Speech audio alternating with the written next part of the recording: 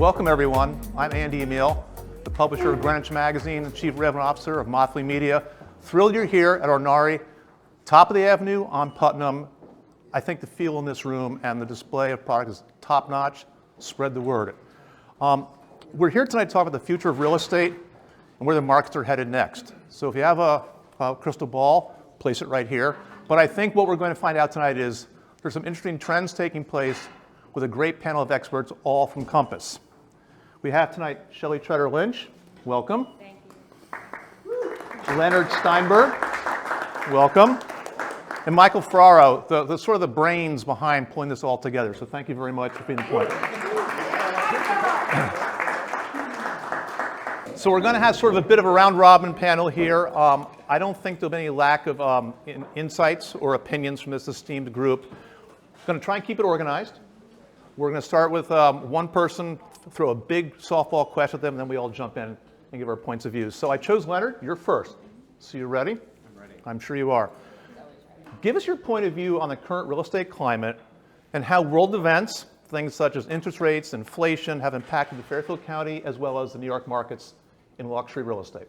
Well, I think the headlines that we are bombarded with on a daily basis are somewhat infuriating for someone who is in real estate and understands just how hyper-localized real estate really is. And it's unfortunate that we have a world that truly over-messages the concepts of averages and data points that are oftentimes outdated. And in my opinion, and in I think a lot of the professionals that I work with, their opinions too, that is useless to the consumer. So to anyone looking for a true, real understanding of the real estate markets, you have to remember that real estate markets are hyper-localized, very differentiated. What sells here as opposed to 2 doors away could be two completely different valuations, even within this block. And I'm sure you've seen all the headlines about the cataclysmic commercial real estate environment in the world. What people don't talk about is that of that commercial real estate, 12% is office buildings, 12%, which means 88% isn't office buildings. And yes, office buildings are under a tremendous amount of pressure, and they will be devalued, and then they will come back. But 88% of commercial real estate is not being referred to in these headlines. The same is true for residential. And I think it's very, very important to be very hyper-localized in all your evaluation of your analysis or understanding of the markets. So when it comes to an area like Greenwich, or where we interact with the Greenwich-Manhattan connection, there's Greenwich and there's Greenwich. There are very, very many different markets within Greenwich, anywhere from a massive house that is gut renovated to a massive house that is old and decaying, to a smaller house that is closer to town, that's a bigger house that's further away from town. And these things truly matter in understanding. So I think more than anything, just like a good doctor, I remember I was once diagnosed with melanoma. And what did I do? It was a holiday weekend. I went into Dr. Google and I diagnosed myself with all the horrible things that were going to happen to me. I would be dead by the end of the weekend. It was exquisite. Then I recognized you go to a professional, which I did on Tuesday morning. It was a long weekend. So 3 days of time wasted, taking in a lot of data, a lot of insight, a lot of great information, all very accurate and truly meaningless to my personal circumstances. And then you go to a professional, and the professional extrapolates all the data and insights and information that are meaningful to your specific circumstances to allow you the opportunity to make the kind of decisions that are intelligent and not based on averages and headlines and sensation. And unfortunately, the press right now is not you. But a lot of members of the press are looking for, especially you do a monthly, which is different, but the day-to-day, hour-to-hour press is just looking for a sensationalist headline that generates as much activity and eyeballs and action. And the only way to do that is to do something that is scandalous or makes a big, bold statement. So a lot of the big, bold statements we're reading right now is that sales are sharply down, that prices are coming down, and that the future of residential real estate is very much up in the air. The reality is that is true in some areas, but not in others. And the key is to be, I personally believe, in the best interest of the consumer to work with a professional who truly understands the market that you're in, truly takes from the understanding of your specific circumstances that are very detailed to understand what your options might be to help you navigate these times, which, by the way, right now I see delivering enormous opportunity. And if we were to do the crystal ball for the future, I'm very nervous, very, very nervous that with what the Fed has done right now to slow production of housing in a grotesquely underbuilt environment is only going to fuel a resurgence of demand once the Fed stops raising rates or potentially even lowering rates that could trigger a wave of price escalation, the likes of which I don't believe we could even fathom at this moment. And I know that sounds like a broker speaking, and I'm a broker at heart, but I do believe that you probably are better off in this market buying at a higher interest rate in this environment where maybe the pricing is a little bit more malleable than down the road where maybe pricing is fueled to rise dramatically because of higher demand fueled by lower interest rates. So obviously you can tell I've had coffee. Thank you. So Leonard will be sitting by my side for the rest of the evening, very silent. Thank you. That's enough for me. That's great perspective. Shelly, anything you want to add to I that? do, and listening, by the way, Leonard is our chief evangelist at Compass, and every single morning we receive an email from Leonard, 33,000 brokers and all the employees at Compass about what's going on in the markets, financial markets, real estate markets, news that could affect a purchasing or selling situation. And then Leonard will give his commentary at the end, and you can listen to it as well, and it's extremely entertaining. So if anyone wants to subscribe Lots to of that, coffee in the morning. we can actually get you on that road. It's fascinating information. But I do agree with that. I feel like, look, it's a different market than it was 18 months ago. 18 months ago, I don't think any one of us could have foreseen that we would have gone to war, that Russia and the Ukraine would be in this horrible situation, that our financial situation as a country, was being questioned, that interest rates rose to such a degree that people, I refinanced my house to, I think, 2.25. I couldn't even rent something for what I'm paying the mortgage on my house for. And today, the average is around 6.5, 6.9, 7.1 for the same mortgage. So it's costing someone twice the amount to actually own a property than it did 18 months ago. But prices have come down. So you have to look at those numbers. Real estate is, it's either your biggest asset or one of your biggest assets. And you really want to make sure that you're looking at the entire plan. The news is incorrect many times. It's all the headlines. And it's actually, what's wrong about that is they're telling people, everything is too expensive, you almost don't buy. And then what's happening is, Blackstone has just infused $40 billion into their fund to buy multifamily homes and single family homes that are going into foreclosure that our kids won't be able to afford to buy a house. And I remember talking about this 6-7 years ago because, a different generation, they didn't want to buy anything. They wanted to rent, everything was not to own. And I thought, how sad that these people are not going to be able to buy a property or anything because it's going to be owned by institutions. And we have to be really careful about that because as individuals, we have very little control as one, but as a unit, I think we can power together. Interest rates are higher. They're still incredibly low though.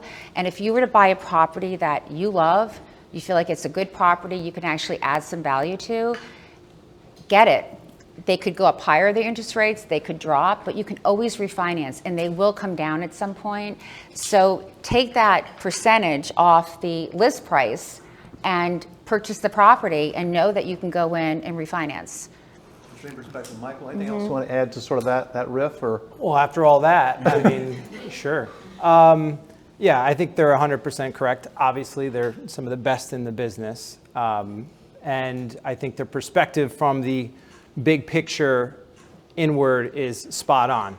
What Leonard said and Shelly reiterated was basically taking this mass marketing that goes on about the crash and what gets clicks and what gets views doesn't necessarily help the people that we're in the trenches with every single day where they're making a buyer and selling decision. So what's actually going on in our field? Just to touch on some of that stuff, more from a, we're going to touch on the Greenwich market specifically, but also just in the general Fairfield County market. Yeah, we are looking at in the sixes in interest rate and inflation just coming out of January in the sixes. We're looking also at a time where you have historic over 10-year lows in inventory, and you have demand way outpacing that. So to give you an idea of what we're talking about, Fairfield County now has an average sale price, average medium sale price, and again, this is Fairfield County, not just Greenwich, of $1 million. That's the average sale price now in Fairfield County. We are now down year over year 40% in homes that are even possibly to buy. That's the inventory, down 40%. Sales, down 40%. Now, does that mean that everything is bad and the market's really, really bad? No. Is it a situation where the global economic climate or the interest rates being 6 is what's doing that? I personally, subscribe to what Leonard was saying, which is I 100% believe that that is due to just this historic low inventory. That if you really look at the backbone of the real estate market, it's good. We're substantial. Funding for a lot of the individuals who own these homes is substantially different than it was in 2008. This is a completely different market. And when the inventory does hit in your May, June, July, where those prices do end up going could be very, very interesting. So again, just to wrap up my 2 cents, knowing your backyard market, working with those people who actually knows those stats, where this is going. We can't predict it. We're doing the best that we can. But when you actually look at the data of what's actually happening, it's a completely different story than what you get on the news media. So, just for a point of reference, I was ecstatic to get a 14% interest rate on my first co-op. And it's interesting to have seen the evolution of interest rates and their impact on home buyers' psyche. But I would agree with Shelly and everyone up here on the panel that it's really important to follow the data points. It's important to not be scared off or have your potential clients scared off by the press around interest rates and overall financial conditions of the country and locally. Shelly, I'm going to tee this one up for you. Moving away from some of the data points, what does your radar pick up on the overall Lux market here in Connecticut, Fairfield County, New York City, maybe even as far up as Nantucket? What's sort of the tone of the market in general? Staying away from the data points, but yeah. So, well, I love the luxury part of the market. I guess everyone does a little bit. It's nice. It's nice, but it's at every level, and I think that's the most important point to make. Luxury is an experience. Luxury is an enjoyment. Luxury is time. Luxury is something that you value immensely, whatever that luxury is. It may not be a sports car, but it may be, the Tesla, right? I mean, and it's probably the same price, but it's also just your experience within the realm of luxury, because I have always felt that luxury is available at every level. Luxury is not, we hear about the uber luxury, we hear about the 10 million plus sales all the time throughout the country, what's making history, because that's what you want to read. You don't want to read about, Sally Jane who just sold her house and made maybe $1 million. That's just not interesting. Who is she? She's no one. So I think people are really drawn to news and to what's being featured, but luxury is doing very, very well. It excelled greatly during COVID to a level that, I've been in the business in Greenwich for 28 years. I was shocked at some of the numbers that some of these properties were obtaining. And they just kept getting higher. So if someone wants something, they will pay for it. If someone wants a luxury experience, they want a beautiful kitchen. Thank you for having us, Ornare. This is like place that you can get one. We have this place right here that you can come in. It's available. People have done very well in the world, but everyone's definition of luxury is not the same. The luxury end of the market may have shifted recently. We don't have as many sales. But over 10 million in Greenwich right now. We have, 9 properties under contract. And over 10 million, and that is just what's on the market. There are a lot of whisper listings, off-market sales, and that I'm not even counting that. So when someone wants something, they'll pay what they want, especially if it's a legacy property. So to the panel, Shelly, or to the panel members, feel free to jump in. Where are today's luxury buyers coming from? Are they still crossing the border from New York? Are they coming from overseas? Are they coming from different parts of the country? Where are you finding those buyers or those interested buyers, if there is inventory in avails, coming from? Well, I think a lot of people attribute the massive surge of real estate purchasing over the last 3 years to stimulus and an economic boom. Also, there was a major reevaluation of how we're supposed to live and probably a better understanding of the value of time, which accelerated things. But I think the stimulus that happened, which is probably like $5 to $6 trillion, which is these days quite a lot of money, I hear, is chump change next to the stimulus that has begun already in the world, and that is the transfer of wealth. The transfer of wealth that is happening over the next 15, 20 years is something close, I think it's over $60 trillion, which makes the 5 or 6 trillion seem like chump change. And I think what I'm finding relentlessly is families helping children, people inheriting money, trusts broadening their distribution of wealth. And you have families where, if you look at the Ornare family now, interestingly, the wealthiest man in the world now is the biggest seller of luxury products. Not oil, not gas, luxury products. And his son just bought a $20 million apartment in Manhattan.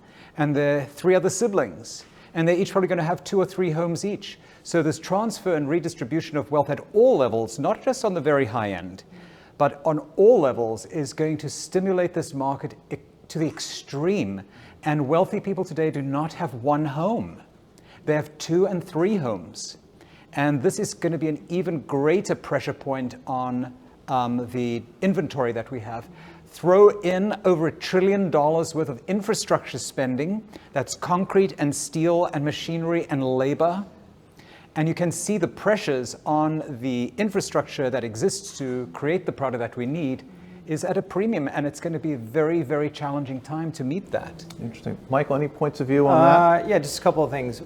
Leonard does that email every single morning, and it's like clockwork. 365 days a year. I don't know how he does it. I still think he duplicates himself somehow and figures out how to do it all. People call him if he hasn't sent it out, if he's okay. It's called, it's called ChatGPT, by the way. I don't think so. Okay. But in his newsletter today, he actually talks about this. He talks about his definition of luxury being the experience and comparing it to a BMW or a Louis Vuitton bag and saying, these products can sell for all different types of prices, and it's the experience that you have with these items.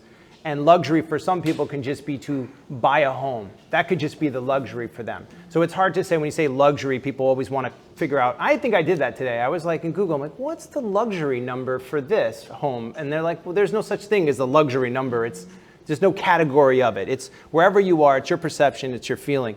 So to unpack luxury, Connecticut, Fairfield County, Greenwich, and I get into the weeds a little bit here, I do think with inflation, an asset like a secondary home is a huge hedge on that. And I think there's a lot of people who have smart money who know, well, if I'm going to buy an asset, what are my options? I have crypto, I have the stock market, I have other assets I can buy.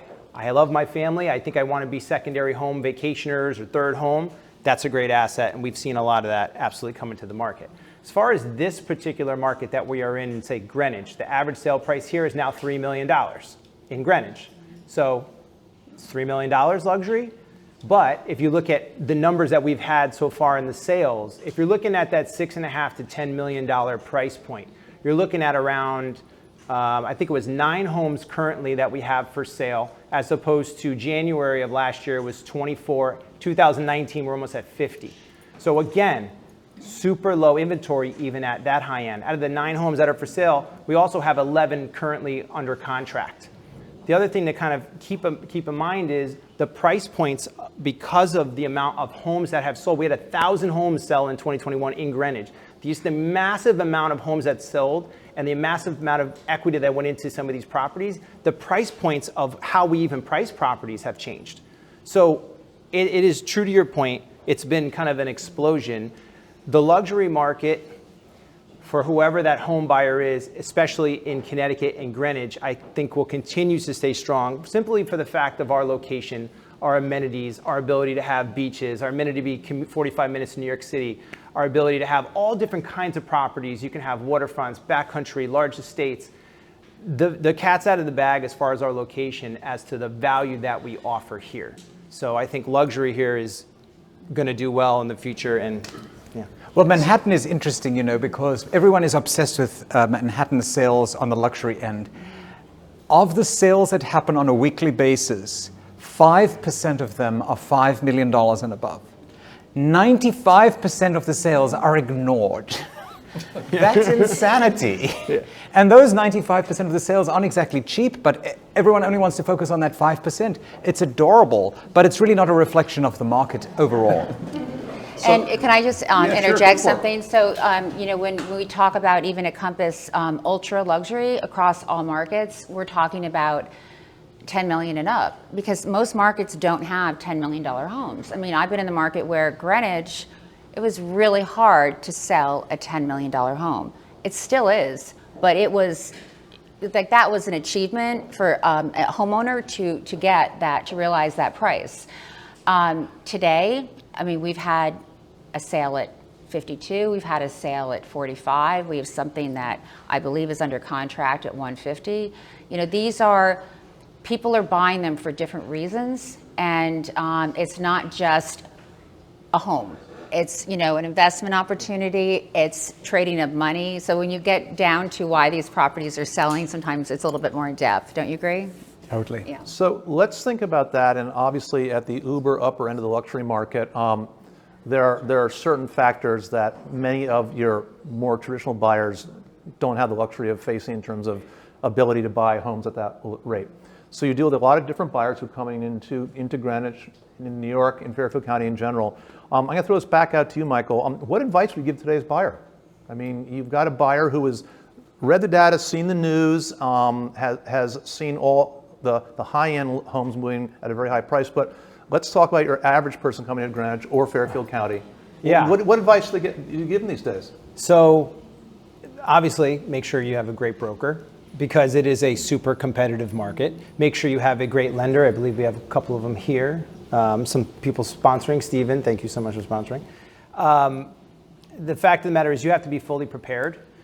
Yes, there's all different categories of buyers, price points, but if you're talking about somebody who's looking for that medium sale price in your market, being prepared 100%. The other thing to keep in mind as a buyer today is I think that there's been a lot of trading and sacrificing throughout the last couple of years of things like contingencies on offers and things like giving up location where they really want to be just to get into the house.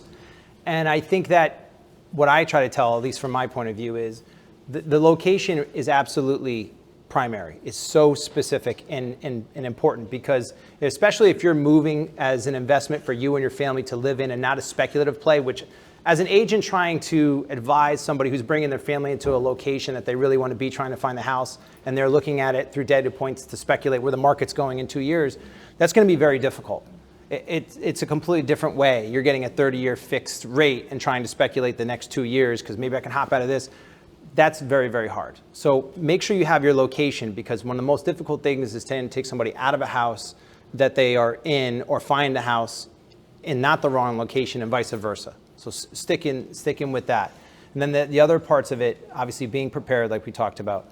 And then going through and actually working with somebody who's actually doing their due diligence through the process and not letting go of all the contingencies. And I still think, and we're seeing it in the news, there has been a lot of buyer's remorse that's taken place with a lot of the purchases that have happened. And that's due to a lot of different reasons.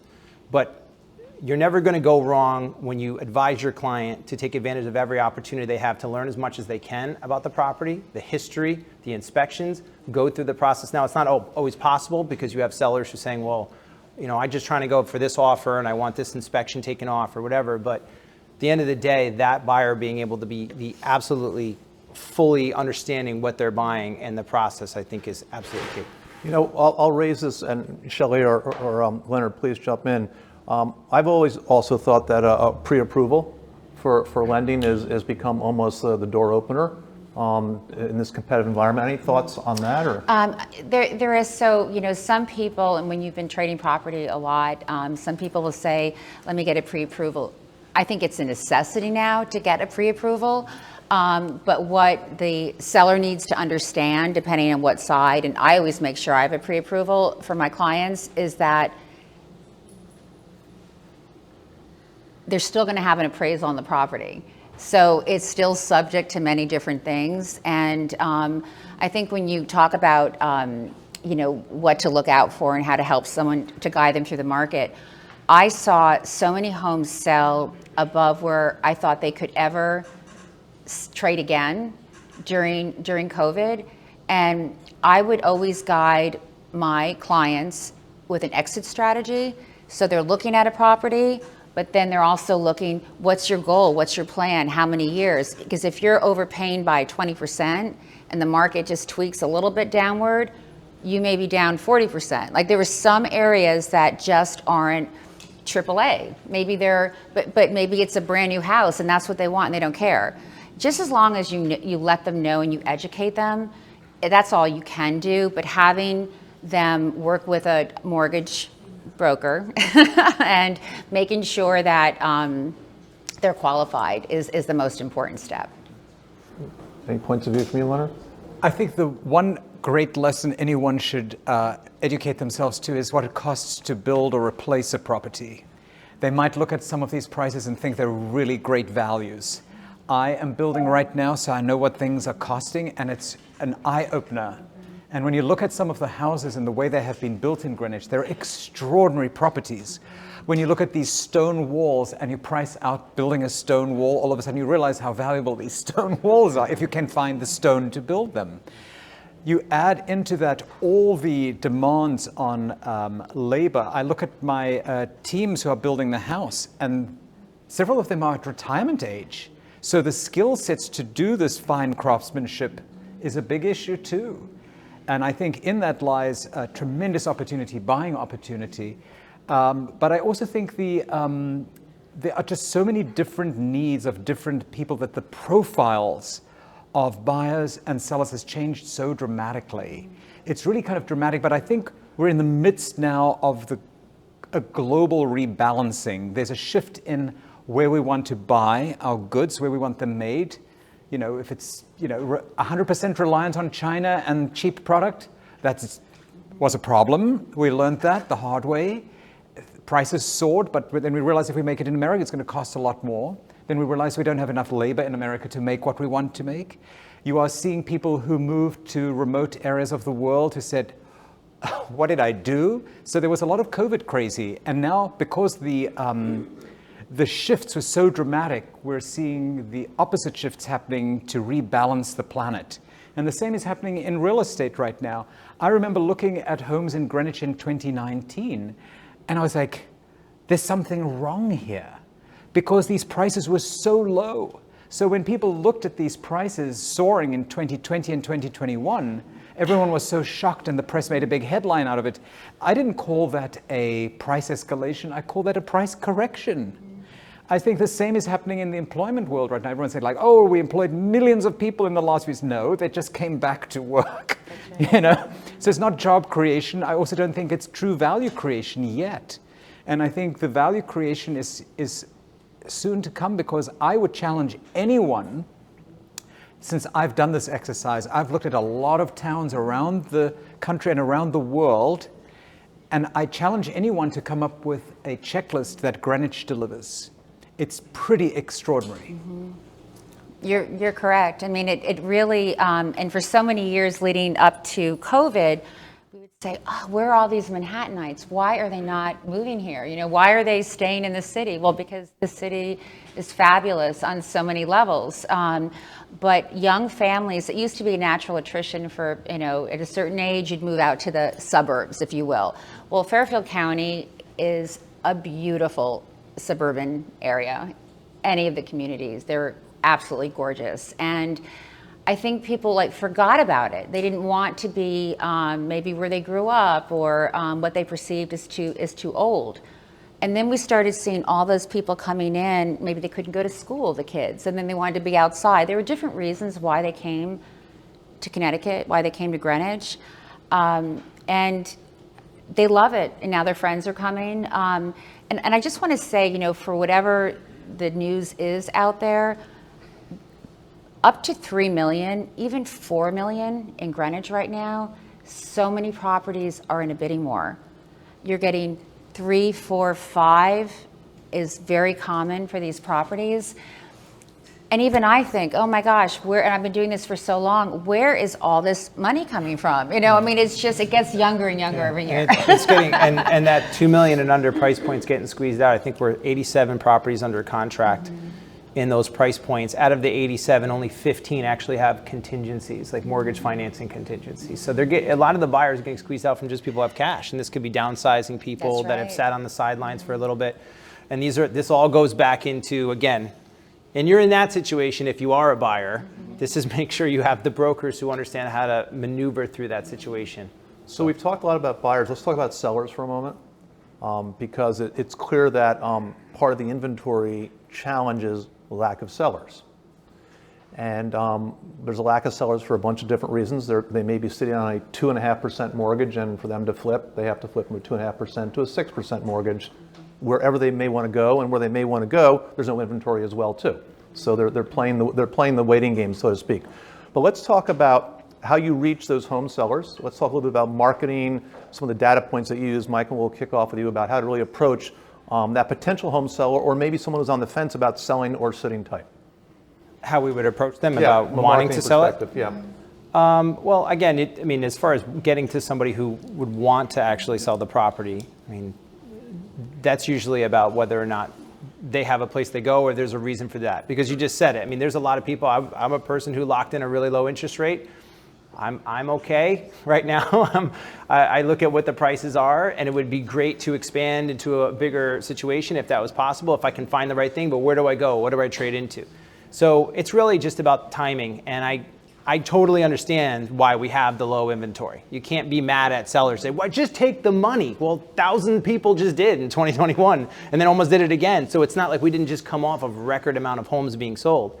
So people did do that. But now we're just getting to, at the end of the day, you can't sell what isn't there to be sold. So people don't want to sell. However, if you are selling the property, and we have 3 professionals here and 2 of the best that there are. 3. Well, I'm trying. How I would actually do that, because this is actually one of my favorite topics. I love the idea of marketing real estate, and I love the idea of creating lifestyle content that elicits emotions and going a little bit above and beyond the status quo. It is a little bit of a pet peeve when I see people, nobody on this panel, but I see brokers sometimes who have an amazing opportunity with an amazing property and just want to do the bare minimum, the same as always been pictures and MLS. I think we have an amazing opportunity as brokers to think outside the box, come up with films and create content that increases the value through perception of our properties. And I've always looked at three keys. One is the front end discovery phase, which is all about research and how we actually figure out who our buyers will be, the demographics, where it needs to go. And then there's that content part, which is my favorite piece, no expense spared. And then the back end, which is all about platforms and understanding how to reach and retarget and actually read the data. You cannot deny AI is here, ChatGPT, and everything that comes with that. And now what I've seen, and this is why I also really love Compass and what they have as far as their insights and technology, we now can implement what I used to do by hand so diligently, and so much is now open and available to us on the front and back end of these transactions for as a seller to say, I can tell you who the demographic is, the locations, what's the avatar that we have to create for that person to be creating that specific content. And then we do our thing, no expense spared in the highest end films and the content we create to elicit the emotion.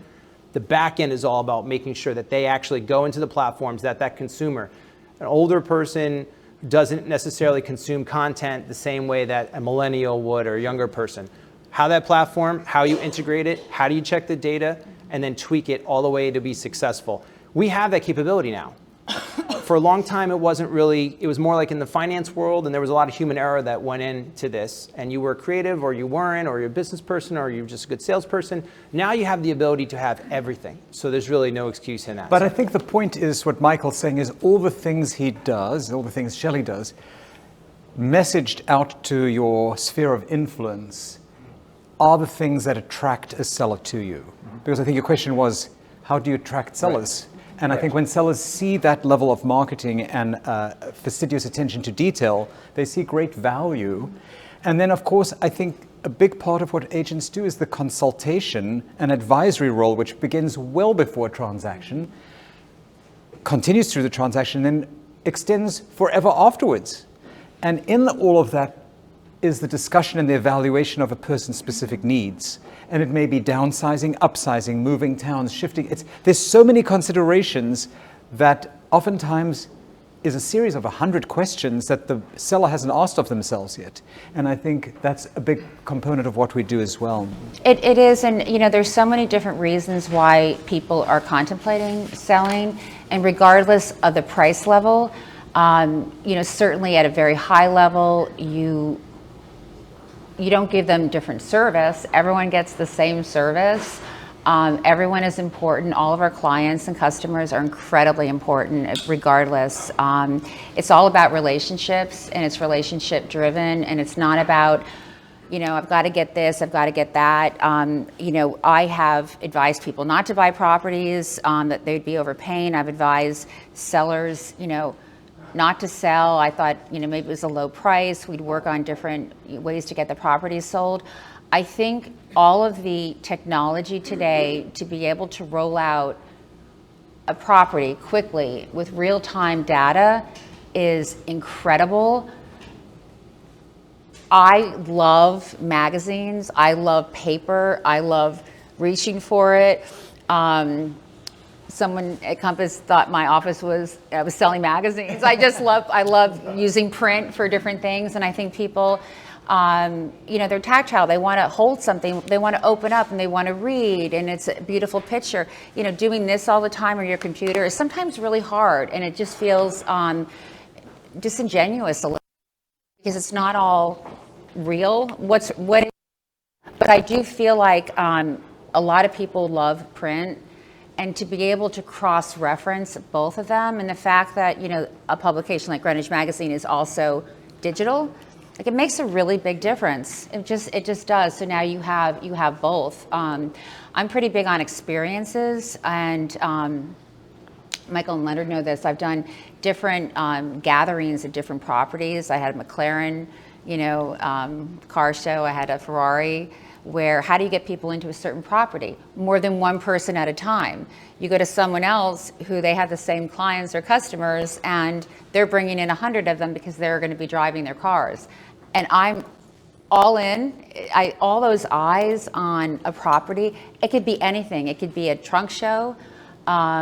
Just the experience of people being together, laughing, whatever it is for whatever property. I've done a lot of trunk shows.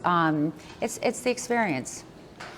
I want to thank Shelly for the paid placement pitch for Greenwich Magazine. It really was a really great investment. And dinner will be down the avenue later. Thank you very much. A real quick point. All consumers respond to different marketing messages in different platforms. Obviously, we're in a moment in Greenwich and Fairfield County, and upscale consumers respond to touch-feel relationships, but they also use multiple platforms at the same time. And I think that's what we're really talking about here, is that the marketing now, whether you're a seller or a buyer, really matters. The kind of pointed and direct content matters. The way a property is photographed and shown, whether it be drone or video. I'm sure you now have data points that show every time you have a listing, and if it's available with a video or if there's a drone, you're able to measure the metrics on everything. Measure who's using which Mm-hmm. application to view the property. So I think that's a phenomenal evolution, and it kind of leads to a question. I think maybe it's a self-answer question. That buyer wasn't really the same buyer pre-COVID. And real quickly, draw us a picture. I know we've talked a little bit about the generational wealth. We've talked about the ability to make even cash purchases, but how has the buyer's mindset changed pre-COVID to post-COVID? Well, just to point out how fortunes are made, who do you think is the youngest, newest billionaire in the United States of America? Does anyone know the name? Anyone? New youngest billionaire in the United Billionaire States? and overnight billionaire. Andrew Amil with Greenwich Magazine. A lottery winner. Oh, that's So right. you have no idea where fortunes are made these days. Say that, and I It's thought, kind of am I exhausting. the only one that follows And that? guess what the first thing is he did? He bought a house. He bought a fabulous house, 2 houses, one in way up in I think Beverly Hills. But the point is, there is wealth being created everywhere. There is people making new fortunes, losing fortunes, and that is the trajectory of life. People are born, people die, people go to college, people go to school, and that just doesn't stop. It never stops. And I think in that lies the future of a market. So I go off script for a quick moment, and Michael, I'll come back to you in a second. I'm thinking about that new post-COVID buyer and the mindset and all that. When you're selling a home or buying a home, this new COVID consumer, what is the one thing they must have in a property they buy? A therapist, because I think everyone went crazy. That's us. Right. We do therapy. I mean, I'm sorry, but some people did during COVID, myself especially. I did 7 real estate transactions during COVID. That's insanity. So I think there was a level of insanity that we still see permeating through everything that is slowly calming down a little bit, and maybe we'll get back to normal at some point. I'm looking forward to it. Even too much of a good thing is is too much. Craziness. Michael, your point of view on that? From my perspective, I saw the whole thing too come, and I watched the 2020 COVID launch where we didn't leave the house, and then everybody was renting. And then they went from renting to like, my short-term rental is up. I think I really like this place. I want to stay here. And then it went into, well, everybody started to come in because this was a great option. Instead of a seasonal space to come, say they go to the Hamptons from New York City, I'm going to make a life change. This is it, working from home. And I've watched all of that happen to where when everybody was talking about wanting to be in the lower parts of the town where commuting was really important, don't worry about that, give me the space. And I watched backcountry boom in North Parkway. And then I've watched slowly as the demand for going back to the city and wanting to commute again and come back to I've watched all these different shifts happen. And what's interesting is as the buyers come in from different locations for different reasons, there's a lot of buyers, to your point, that were not necessarily buyers who were going to be here if the natural transition of 19, 20, 21 didn't hit COVID. I've watched the trends change on how custom homes are built and the styles change. I've watched a lot of the interior design change and what people wanted. We all know the thing of the second office. We all know high ceilings are forever in. It's no more low ceilings. And I also think that the big thing that the buyers came into this market with was less of the appetite to do work. That's definitely something I've seen is definitely there's minimal work that they would like to do.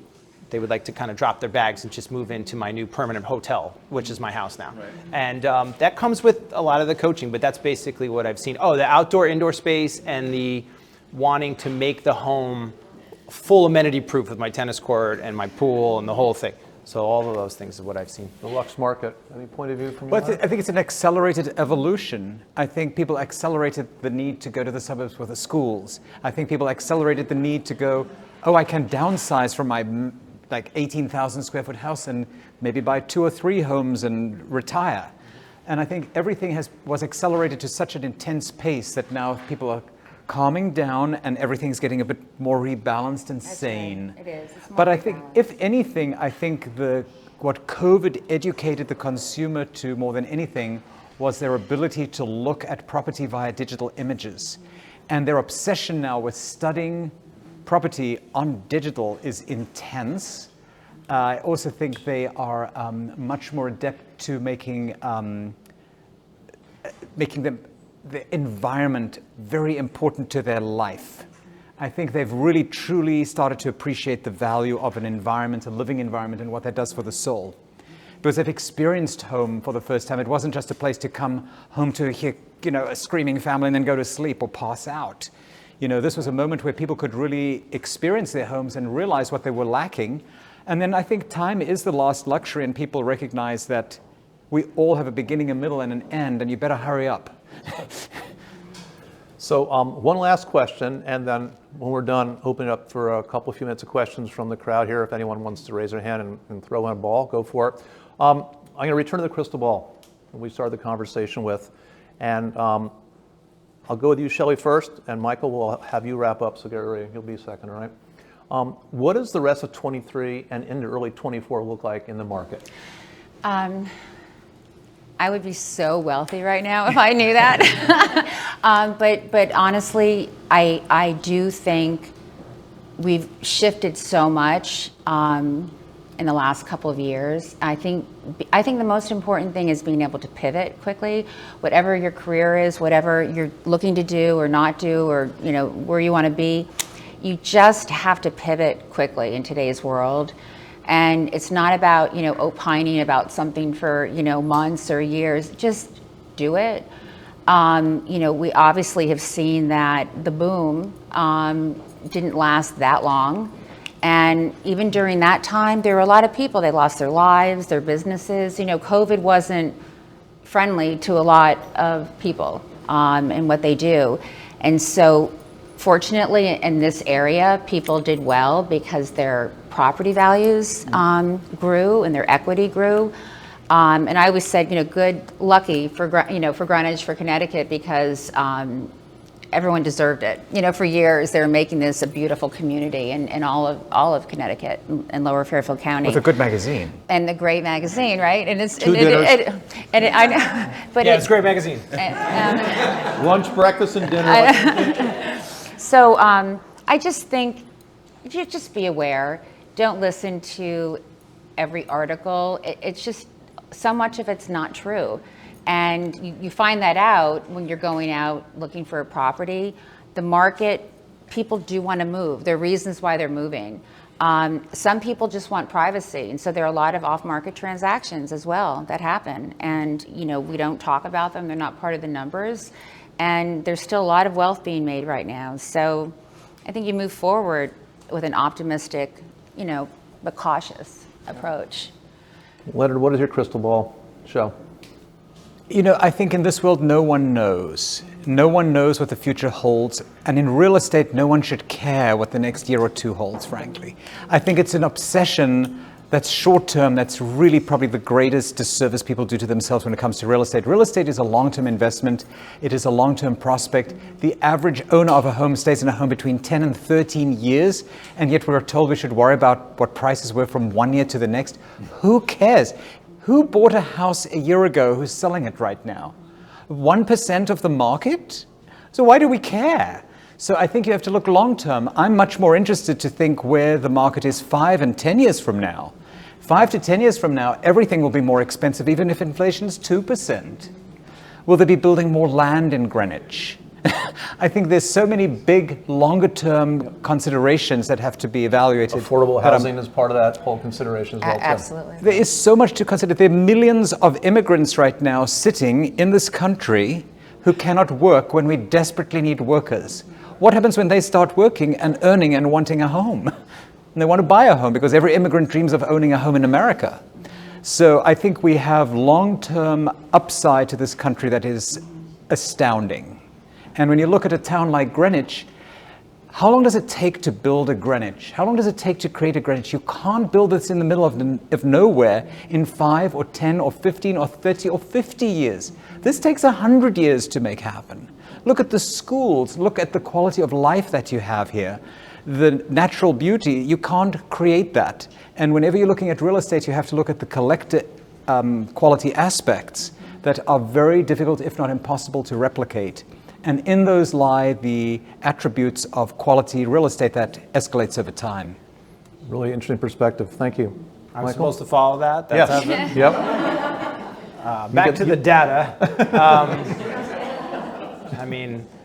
I guess if you're going to go back full circle, if you're going to study stuff and you're going to want to know about the market, you're checking inventory, you're checking interest rates, you're checking inflation, you're working with people who understand that. But at the end of the day, Leonard is spot on with his assessment. I couldn't have said it any better myself, and I'm not going to, so you rocked it.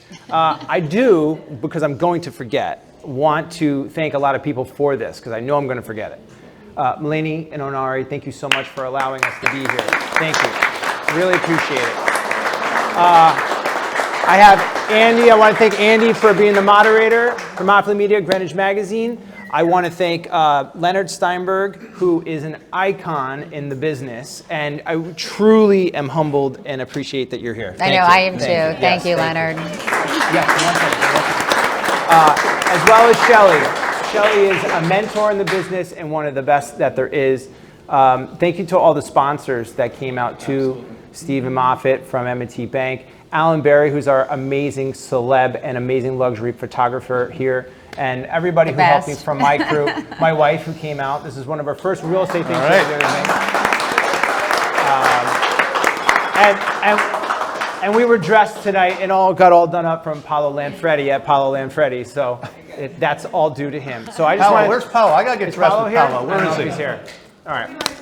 I'll be right back. But thank you again, everybody, for coming out. This is truly awesome. Any questions for the gang up here while we're all sitting here? Anyone? I think Melanie wanted to say something before. First, I would like to thank everyone for coming. Of course, we have big stars here that deserve this crowd. And I just would like to say some words about Ornare. We are a company founded for 36 years in Brazil. We are for 17 years here in the United States, and this is the 8th showroom of the brand. And I'm really proud to have all of you here also. And I would like to say that in life, I think we attract, because you, Shelly, nicely said about luxury and experience, and this is completely in the vibe of Ornare Company, because we really enjoy when the client come and we do a project and design, and it's like a trip, and we take the client to find the best and happy and beautiful product at the end. Mm-hmm. We were in a salon of Milan